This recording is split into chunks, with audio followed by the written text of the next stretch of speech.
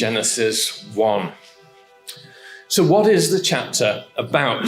And before we even get to that question, when we say Genesis 1, we mean Genesis 1 verse 1 to 2 verse 3. That's where Genesis 1 ends, in chapter 2 verse 3. It's one of those places where it's kind of unfortunate where the chapter division is, but it's very clear that's where it should be. So what is Genesis 1 about? That was our question. And my instinctive answer, and I suspect perhaps yours too, might be to say it's about creation. And of course, that's not wrong, is it? That's not a wrong answer. But I think it's probably not the best answer. It's true that it is about creation, all those incredible things, the heavens and the earth, and then all that in them is, and culminating in that great sixth day when human beings are created and then the rest of God. It is about all of that, but that's not primarily what it's about. Who is the subject of virtually every sentence in this chapter? The subject is God, isn't it? And it's God that this chapter is primarily about. So Genesis 1 isn't a scientific document, is it? Its purpose is not to answer our scientific questions. Now, of course, excuse me, we need to think about how it sits against a modern scientific narrative, or how it might sit against other narratives in history that people had about where things came from, and what Genesis is saying in contrast to those narratives. But that's not the primary purpose of the narrative. The primary purpose of this chapter is to teach us about God. And of course, if there hadn't been a God, there wouldn't be a creation. There would be no creation to talk about, would there, if it were not for the fact that in the beginning, God. And it is very striking the way that the chapter is written. Imagine I were to tell you a story and it were to go, and don't keep your expectations low for this, and it were to go something like this. Boris woke up at 6 a.m. and Boris got out of bed. Boris had a shower and Boris went downstairs. And when Boris had gone downstairs, Boris had some breakfast. You'd think, goodness me, is this the best you can do? Wouldn't you? What's noticeable about that story? It's very repetitive, isn't it? It's got a lot of redundancy in it, because you might have noticed that every sentence began with Boris. Boris did this, Boris did that. And of course, we don't need to tell the story in that way. We would connect sentences together, wouldn't we? And we would say, he did this and he did that. And we would try and introduce variety in there. And if you did come across our Boris story, you would probably think that a child had written it, and a child hadn't quite got used to the fact that you can use pronouns instead of having to say Boris, Boris, Boris all the time. Now, of course, Genesis 1 does something similar. And I think it's the only chapter in the Bible that does it to that extent.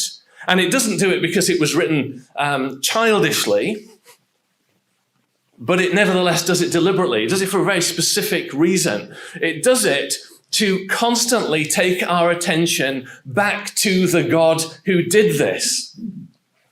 The purpose of Genesis 1 is theological, which sounds like, it's a fancy word, isn't it? But theos is just the Greek word for God. And so when we say it's theological, we're saying that it's about God. That's what this chapter is about. So the question for us is, what does this chapter reveal about the God who did all this? What can we learn about God? So God is the subject of virtually every sentence that we read in Genesis 1. And as I say, there's something really unique about that in the context, in the context of the whole Bible.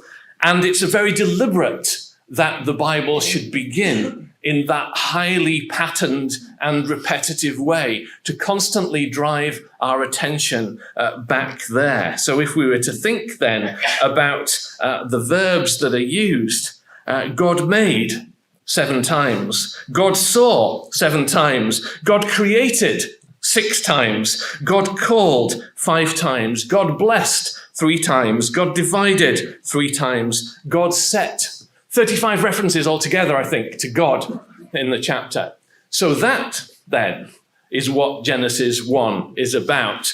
And whatever we might learn by looking at creation, and of course there's a huge amount to learn, and that's the whole of science, isn't it? That's a big literature.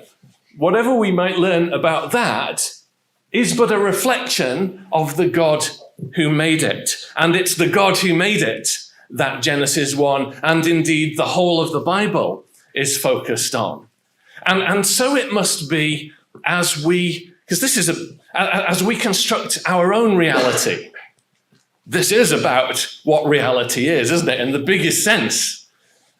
But each of us have our personal reality, as you look out of your eyes and I look out of my eyes, and we see the world as we see it from our perspective, and we realize that that's a very limited thing, your perspective and my perspective. When we compare what we don't know to the little bit that we do know. And the purpose of the Bible, and particularly the purpose of Genesis 1, is to reorient that perspective, isn't it? So that our worldview is not, or transforms from being our worldview to being God's worldview, increasingly. So as we look out of at the world, as far as possible, we can see it from God's perspective and from what purpose God has with it, because that's what matters. So there are all these competing worldviews, aren't there?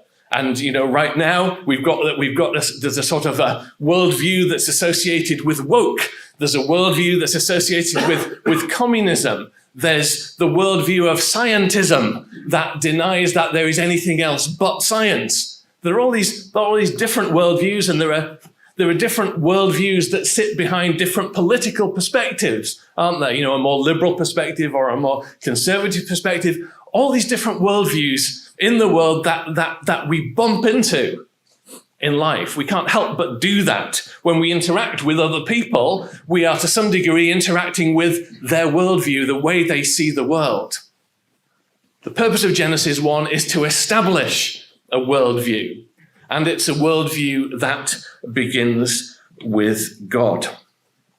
So we might have our questions, and I've already touched on this. It's very tempting to come to Genesis 1 with our agenda and our set of questions, but Genesis 1 interfaces only tangentially with those. So, we might like to know when, and we might like to know how, mightn't we? But Genesis 1 gives us limited information on those things, and instead focuses on the who and the what. The who being God, of course, and the what being what has been made, being the creation. So then, let's see what it is that this chapter reveals about God, and one of the ways that we can do that is by examining the different verbs that are used about God. And we've listed those out, haven't we already, those 35 references to God. So we're going to look at some of those key verbs that are used. But before we get to that, I think let's just spend a little more time on those opening phrases then. In the beginning, God created the heavens and the earth. And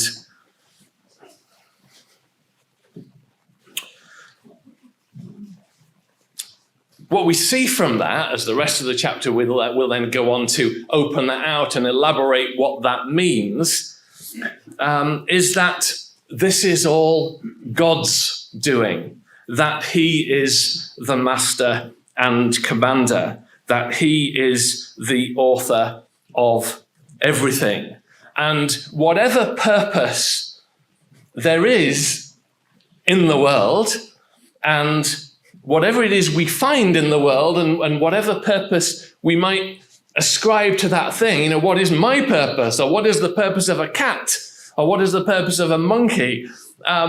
Whatever we might find in the world, whatever purposes there might be, ultimately those things must all fold back into what is the purpose of God. What is it that God is doing? So, and do you imagine, we were all given a piece of plasticine or Play-Doh, and we were all told to make something. You create something out of your piece of Play-Doh, and we had a bit of time and some artistry, creativity. Let's hope, and we made our special thing, and that would be your thing, wouldn't it? That you'd made with your Play-Doh. And then if the person who was sitting next to you came and got hold of it and said, well, actually, it'd be better like this, and I think we should have made this, and then started making that with your piece of Play-Doh, you'd be a bit annoyed about that, wouldn't you? Because it was your Play-Doh, and you were making with it what you sought to create and how you sought to express yourself through that piece of Play-Doh.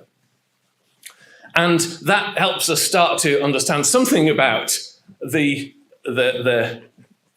what it means to be a creator, doesn't it? And the distinction between being creator and being the thing created. And if you are the creator of your thing, someone else doesn't have the right to come along and say, well, actually, we'll just make something else. And yet, to a great degree, if we look back in human history, that is what has happened, isn't it? It's been a substitution, a pushing God as the creator to one side and saying, well, I think it'd be better if we did it this way. And at some level, that's what all sin is. It's a putting ourselves into the place of God. And the very first thing that the Bible asserts to us then is that God is the creator, and that his autonomy and authority as creator must be recognized and accepted. We must respect who he is, and we must respect what he has made as being his. And that goes very deep, doesn't it? If you think about the implications of that, because that means they're his trees and they're his animals, and you are his, and I am his, and your neighbor is his. And if it's his, then that has huge implications for how I treat the trees and the resources in the earth and fellow human beings, doesn't it? A whole morality, a whole ethics, a whole way we ought to be derives from this first teaching of the Bible, that in the beginning, how it ought to be, this is all God's and he created it. And therefore, how we ought to behave flows from that. And isn't that exactly the point that Paul makes in Romans chapter 1, where he talks about that, he gives him that great catalogue of human sin and rebellion against God, doesn't he? And how the invisible things from the foundation of the world are clearly seen, even his power and Godhead, that he created it, and that the creator and not the creature is the one who is to be worshipped. So he then is the potter. And this principle then explains so much of what has gone wrong in the misuse of resources and the whole environmental crisis. It explains what has gone wrong in human relations, in the exploitation of resources. It teaches us that we should respect one another and treat one another properly, because the other with whom you are engaging is a creation of God. And it teaches us that we should respect ourselves as well, doesn't it? And that we should treat ourselves properly, because I myself and you yourself are made as a creation of God. And we'll unpack that further when we think about the image of God in the second talk. So some really important principles that come out of that then. And the first verb that we have here then is the verb to create. So we are dealing with a creative God, aren't we? And it's interesting, as you probably know, that the verb create in the Old Testament is only ever used with God as the subject. So creativity is something that is defining of God. And if you are a creative person, in whatever sense, and we have people that we're called creatives, don't we? Or, whatever it is that you might enjoy in art or music or be good at, whatever talents you might have, in some respect, that is a reflection of God, who is creative, who is the author of all creativity. Our creativity is derivative, isn't it? It's derived from him. And this happened, it says, in the beginning, which, again, causes us to stop and pause for a minute then, because it tells us something rather important, that there was a beginning. So, most of us have probably been reading Genesis 1 for many years, and we're familiar with the fact that there was a beginning. So it doesn't strike us as a surprise, does it? But if we look back through human history, this has always been a point of debate. Did the universe, did the world have a beginning, or did it always exist? And there's quite an advantage if you can say the world always existed, because then you don't have to explain where it came from, do you? And if you don't want to believe in God, that's quite convenient. And in the scientific world, that was a very convenient thing for people to hide behind for many years. Well, the universe is just a brute fact; it's just there. So it's not to be explained because it is the constant thing. And yet, of course, from a scientific perspective, that idea has been sort of thrown out, hasn't it, through the work of people like Einstein and Stephen Hawking and so on. And it's now the consensus view that the world did have a beginning. And from a philosophical point of view as well, and we're not going to go into that, but there are philosophical arguments to say the universe must have had a beginning. And if some of you may have read about that and about a hotel there's this analogy about a hotel with an infinite number of rooms in it and the contradictions that come from that. But anyway, we'll leave infinite hotel rooms to one side. The point is that there are arguments to say that the universe had a beginning. And that's sort of only become the dominant consensus within the last 100 years. And yet here, of course, for thousands of years, it's just interesting, isn't it, that the answer was always here. And the only thing that exists beyond that beginning is God, who is from everlasting to everlasting. And of course, that itself can raise a question, can't it? Because then we can say, well, where did God come from, or who made God? And sometimes that question is asked, and sometimes it's asked kind of as a trick question, as a clever question. But I think it can also be asked as a genuine question. So it is worth just thinking about for a minute. But really, the question is a mistake, because we're not talking here when we speak of God. We're not talking about one of the Roman gods or one of the Greek gods, are we? We're not talking about the sort of God who's really a large-sized human with special powers. We're talking about the supreme power, who by definition is outside of time, outside of matter and space. Because you need a God who is outside of matter to explain, who is outside of natural things to explain where natural things came from. Because what doesn't exist can't create anything, can it? So you need something that exists outside of nature, something supernatural, to bring nature into existence. And that's what God is. And if you don't have God, then you have a big problem explaining where the world came from. So the very definition of God then is a being who does not come from anywhere and is rather eternal, from everlasting to everlasting. And so to say who made God or where did God come from, the idea of come from doesn't apply to God. It's as meaningless a question as to say, how square is that circle? It's a grammatical sentence, isn't it? How square is that circle? But it's a sentence that doesn't mean anything because a circle by definition is not square, and it has no attributes of squareness to it. It has no corners, does it? And similarly, God does not come from anywhere and is not made. That's how God is defined, the God that we're talking about.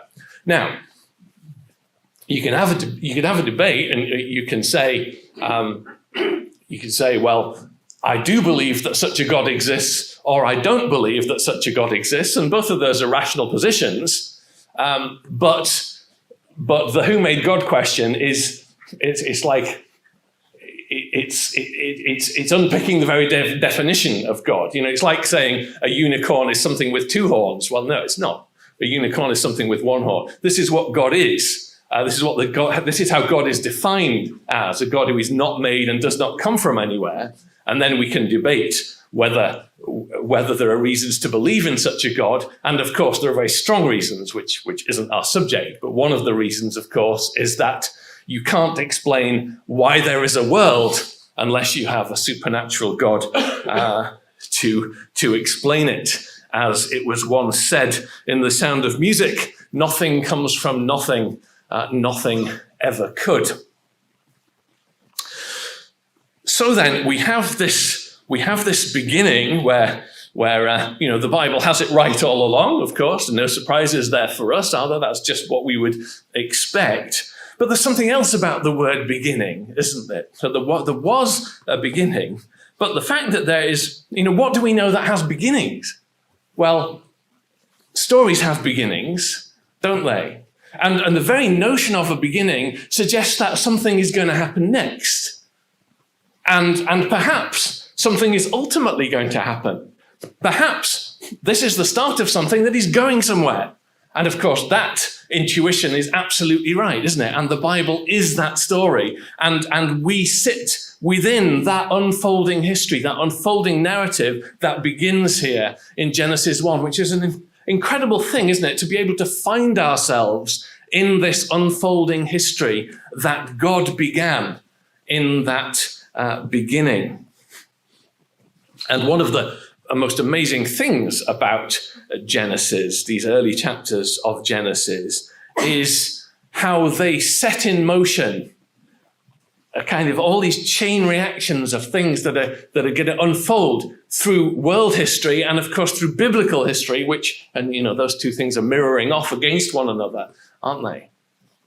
And ultimately, they find themselves in the book of Revelation, don't they? And it's a very interesting exercise, one that we don't have time to do now. But if you haven't done it, I'd encourage you to do it. I did it for myself maybe about 18 months ago or something. Started in Revelation, just looking through the last two chapters of Revelation and just listing out how many things can I find here that take me back to the beginning in Genesis 1, 2, and 3. And there are many, many.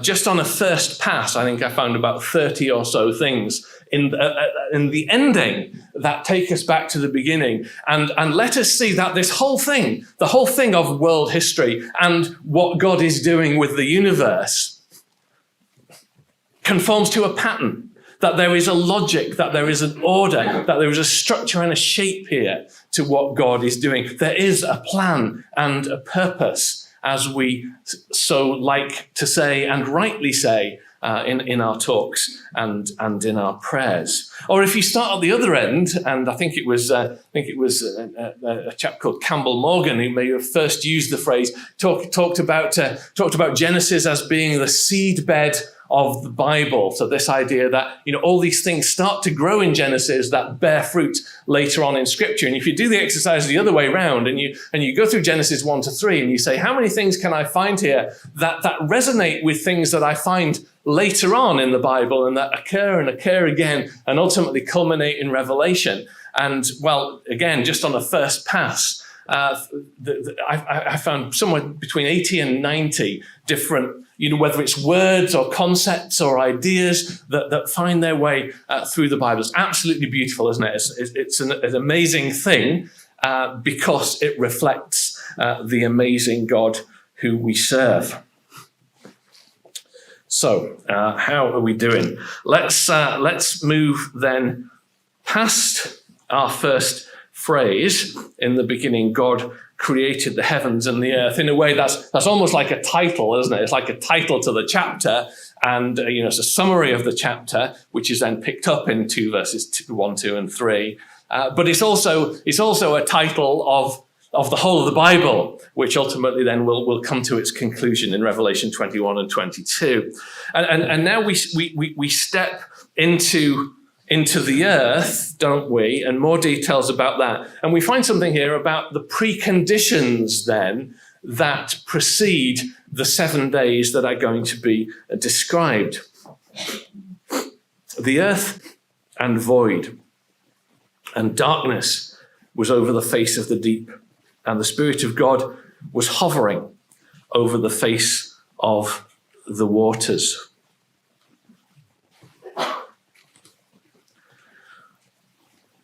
Now, this concept of the earth being without form and void is a particular favorite of mine. So the Hebrew word here for without form is the word tohu, form and void, really, kind of a tasteless, like, what's the point of that?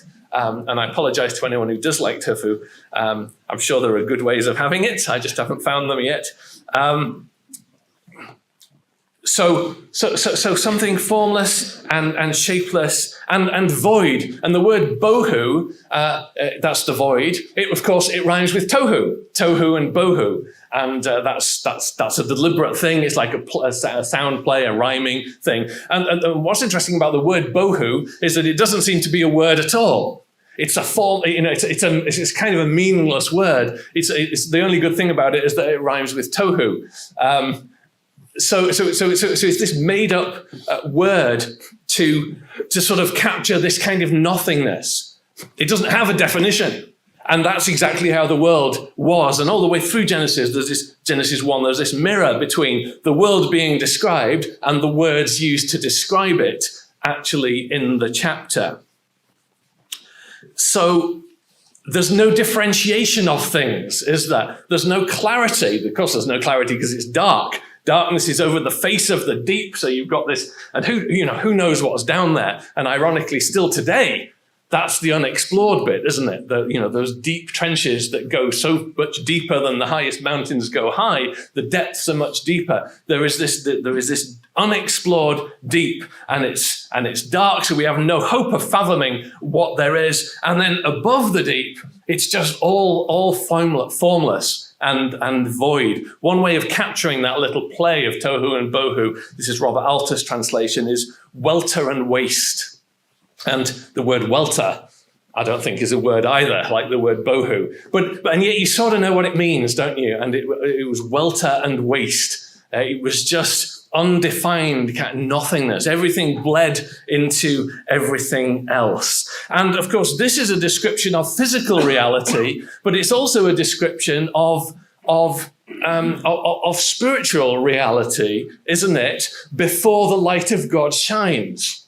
It's a description of where we are morally, intellectually, philosophically, spiritually, of where we are in that domain without God. Everything is formless and void too, isn't it? And that's what we're finding with postmodernism. We've got all these straight lines of modernism, and if we say, well, we don't like the straight lines anymore, then we just end up with this formlessness, don't we? Where everything is relative and nothing really means anything because it's all about perspective. And that's how things were, in a way, before God speaks, before God tells us, brings reality into being and tells us what it is like and what it means. It has a meaning and it has a form because God makes it so. And it's all winding back into God again, isn't it? Everything comes back to our concept of God and making that big enough and as scriptural as we possibly can. Because we can't intuit that, can we? We can only know what God is like if the scriptures tell us. And yet the Spirit of God is hovering there or fluttering, isn't it? Like this latent energy. God can do it if he wants to, when he wants to. And so that is the question. Will God act? Will God bring form and reality into existence? Will he make something of this? Or will he not? And of course, the answer is that he does. And that then brings us to the point where, perhaps we can consider one other sort of conceptual thing before we then have a quick look at a few of the verbs that I used in the chapter. And the conceptual point is, we might use the word agency, which and what that is getting at is there is a world because God chooses to make one. And that's the only reason there is a world, because God has said something. There wouldn't be one without him, would there? So God is not in a bind, is he, here? He's not subject to anything else that is forcing him to create a world. He creates a world because he chooses to do so. He makes the free choice to graciously bring a good world into being. He doesn't have to do that. You know, we live in a very marketized, commoditized world, don't we? Where everything is increasingly about market forces. You know, if you do this, then I will do this. And there's a contractual agreement about it. And I'm compelled to do this because you've done that. There's an obligation. But here there is no obligation, is there? God just does it because he wants to and because it's good. And there's a beautiful thing about that, because what that is getting to the root of is the concept of grace, isn't it? That is really what grace is about. That God chooses to act, to send his son, Jesus. He doesn't have to do that. He does it because he chooses to do so. And that in turn, because it's unmerited divine favor, isn't it? It's not something that we deserve. There is no contractual obligation about forgiveness. It is God's grace that brings it about. And the power of that is that this has implications for you and me as well, doesn't it? Because God's ability to say, I choose to create a world. I mean, think about that. I choose to create a world. Wow. I choose to send my son, the Lord Jesus, to forgive my other children, or those who will be my children. But the fact is that you have a choice too, and I have a choice. And my ability to choose in a way that our monkey or a chicken doesn't have an ability to choose is part of what it means to be in the image of God. So again, we've jumped into the second talk a little bit, but that's a godlike quality, isn't it? There is God's ability to choose and to spontaneously and freely do what he will do is a choice that you have too. So because someone is mean or cruel or insensitive to you, you are not bound to react similarly, are you? You have the free choice, and I have the free choice. We have the choice, the ability to show grace.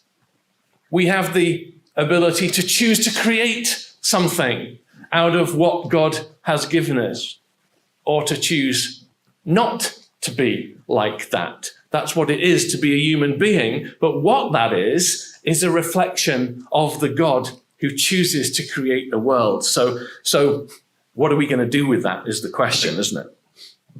Well, now we get to the days, and we've already talked a little bit about these repeated, all these sentences that begin with God did this, God did that, And these sentences, of course, are arranged in this structure, aren't they? This structure of the 7 days. Now, the most common verb that is used in the chapter is not the verb we would expect, is it? We would probably expect the verb create, or the verb make, or the verb do to be the most common verbs in a chapter about how God created things. But none of those verbs are the most common verb. The most common verb that is used is the verb to speak, to say.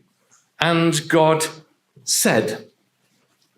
And God said, let there be light, and there was light. And again, there is great depth and great beauty in that. God doesn't have to create the world in that way, does he? God can just think the thought, and it can be. God can just make it happen. But instead, God chooses to subject himself to this process of speaking the world into existence. And what does that tell us about him? Why do people speak? Why do you speak? Why do I speak? Because we've got something to say, haven't we? Because we want to express ourselves. We like expressing ourselves, and we can't help but express ourselves. It's like it's hugely oppressive, isn't it? To have thoughts and to not be able to express them. That's a very difficult thing. And so we have this great blessing of being able to share and communicate what it is that we are thinking. And that is what God does. God is a God who has something to say. And the whole Bible, of course, is what he has said. And the world around us is also what he has said. So we can learn some things about God through looking and studying the creation, what he has said. And then, of course, we learn the details about him and his plan by looking at his word, what he has said. So a really interesting thing then that should be the case, that God should say all these things. And we'll come right back here, but let's just go briefly to Psalm 19.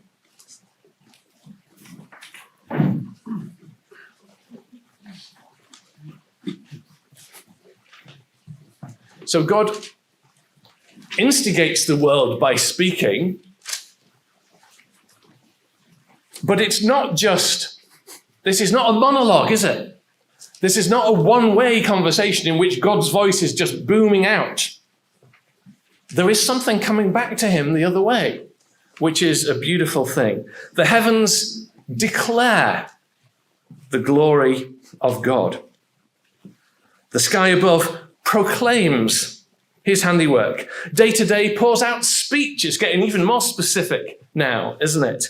And night to night reveals knowledge. Reveals, that's another word of communication, isn't it? There is no speech, nor are there words where their voice is not heard. Their voice goes out through all the earth, and their words to the end of the world.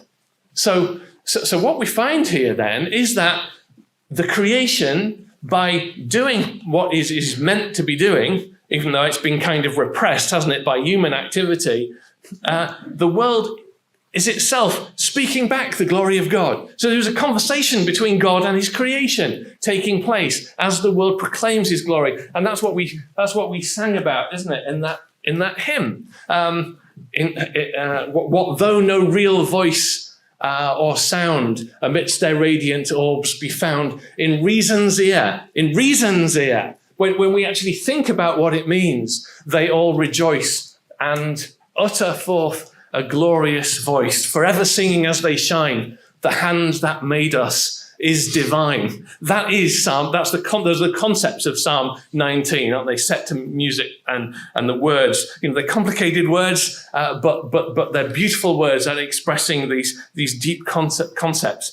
And so, if that is the case, if God has set in motion then a conversation between himself and God said, "Let there be this, let there be that," and the world which speaks back to him, the question is, what are you saying in that conversation? And what am I saying in that conversation?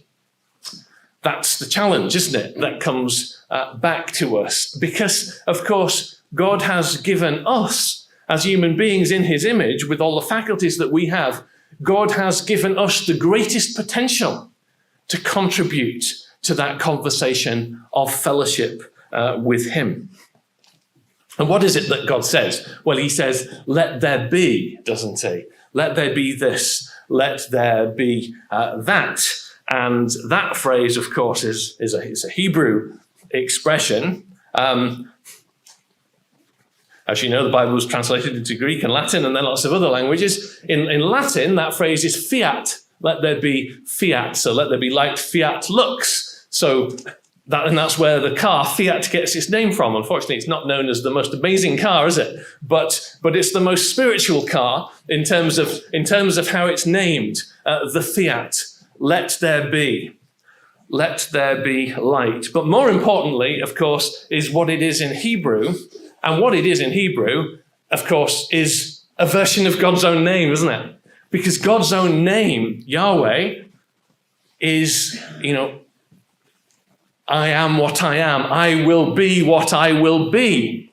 God's name, he will be, is a version of the verb to be, isn't it?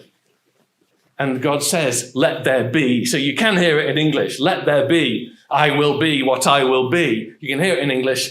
You can hear it in Hebrew, perhaps with more obviousness. So the world then is spoken into existence by the very form of God's own name. It's like the world has God's signature on it, isn't it? That would be kind of another metaphor to capture that truth.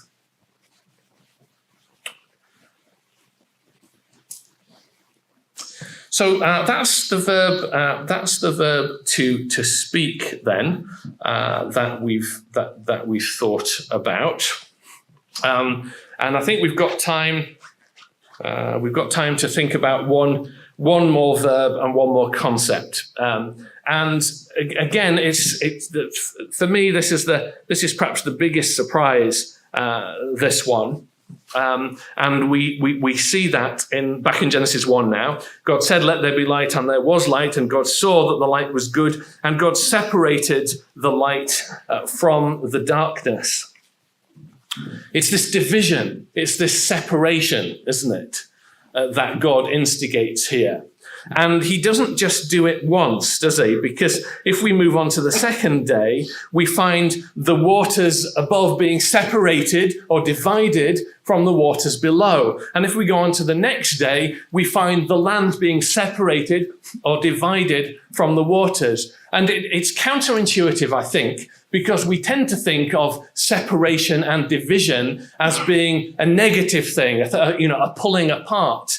A destructive thing. But in fact, if it's done in the right way, it can be a constructive thing. And God uses separation constructively, doesn't he? He builds it into his very creative process so that when God separates between the Israelites and the Egyptians later on in the law, he's behaving in a way which is entirely characteristic with himself, with how he does things in Genesis 1. And when Jesus makes that distinction between being from above or from below or of God or of the devil, he's making the same distinction, the same separation.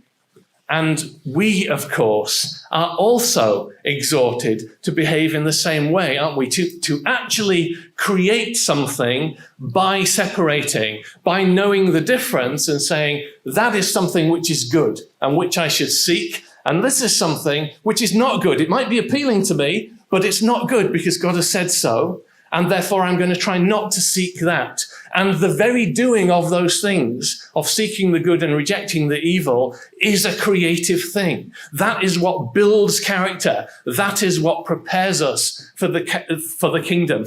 Though it's painful, though it hurts, that is the way that God has asked us to do it, hasn't he? To be like him, to be creative in just that same way. And the principle that derives from this is not just that God, he parts the waves, he puts one thing over here and one thing back over here. He also calls them, doesn't he? He says, this is what this is, and this is what this is.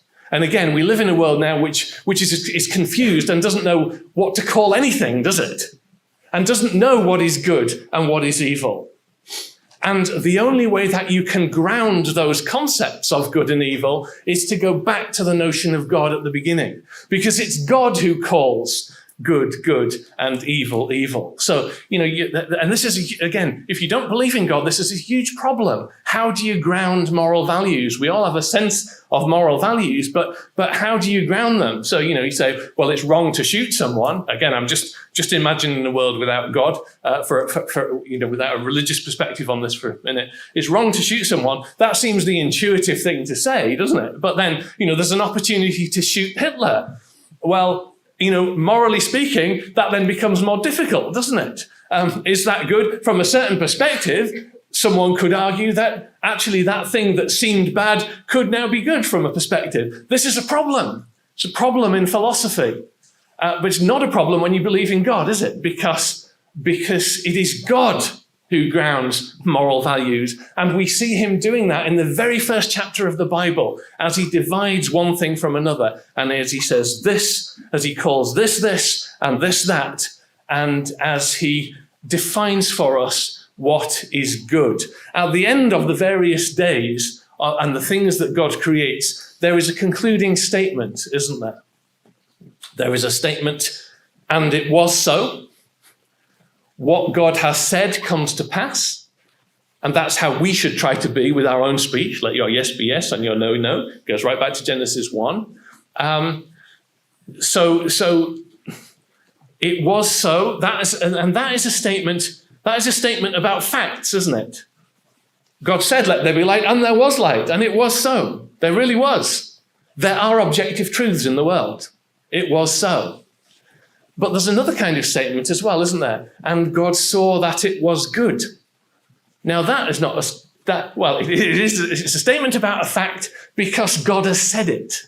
But in our human terms, is this thing good or is this thing not good? That's kind of difficult to ground without God, as we've just seen. Whether something is good or not is a statement about values, isn't it? It's something which is subjective. And again, in philosophy, this is a huge problem. This fight between subjectivity and objectivity. And there are certain of us who, just give me the facts, I just want the facts. And there are others who are much more touchy-feely and facts might be tyrannical, or we might not be, we might not have a brain that works that way so much. And we want to talk about feelings and values. But of course, what we have in Genesis is a God who is all-powerful. But also a God who has personality, who is the ultimate personality, who shows us what a person should be.